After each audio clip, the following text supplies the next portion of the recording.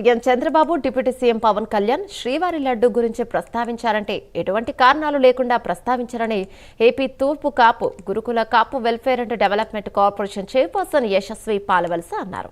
SIT విచారణలో saturated oil monoglycerides అని నిర్ధారించారని తెలిపారు. ట్రైగ్లిరైడ్స్ అంటే జంతువుల ఆయిల్ అని 2019 నుండి 2024 వరకు 20 కోట్లకు పైగా లడ్డు సప్లై అయిందన్నారు. 450 ఏళ్ల చరిత్ర కలిగిన శ్రీవారి లడ్డు విషయంలో జగన్ అపరాధం చేశారని ఫైర్ అయ్యారు.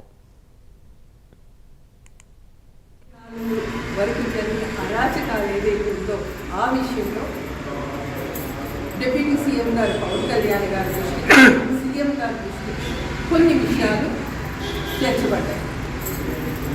దాని గురించి కొంత విచారణతో డీసీసీబీ రిపోర్ట్ బేస్ చేసుకొని ప్రైమా ఫేసి ఒక రిపోర్ట్ బేస్ చేసుకొని వెంటనే కొన్ని నిర్ణయాలు తీసుకున్నారు. దాంట్లో ఏమని వచ్చింది, కల్తీ నెయ్యితో లడ్డు తయారీ జరుగుతుంది అని. ఊరికే వాళ్ళని చిన్నగా మనుషులు కాదు, ఒక బాధ్యత అకౌంటబుల్ పర్సన్స్, ఒక సీఎం డిప్యూటీ సీఎం గారు ఒక స్టేట్మెంట్ ఇచ్చారు. ఏదైతే పవన్ కళ్యాణ్ గారి మీద చేస్తున్న విమర్శలు ఉన్నాయో అది ముందు సిట్ రిపోర్ట్ చూడండి, ఎన్డీటీవీ రిపోర్ట్ చూడండి. ఎన్డీటీవీ రిపోర్ట్లో చాలా స్పష్టంగా దీంట్లో ఈస్టర్స్ కలిసినవి, అలానే సింథటిక్ గీ కలిసింది అని చెప్తున్న క్రమంలో ఆ ఈస్టర్స్ కానీ ఆ సింథటిక్ గీ కానీ దేని ద్వారా అంటే మా ల్యాబ్కున్న పరిధిలో దీని ద్వారా తయారయ్యి ఉండొచ్చు అని చెప్పడం జరిగింది. దాన్ని ఇంకా పైకి తీసుకెళ్లాలని చెప్పారు. అలానే సిట్ రిపోర్ట్లో కూడా చాలా క్లియర్గా ఈ పామోలిన్ ఆయిల్ ఇంకా మిగతా కెమికల్స్ కలిసినాయి అని చెప్పారు. చెప్పి అంటే సిట్ రిపోర్ట్ ఇచ్చింది కదా, ఇచ్చినా కూడా ఇంకేమన్నా అందరూ క్లీన్ చిట్ ఇచ్చేసారని చెప్పని ఎలా చెప్తున్నారండి?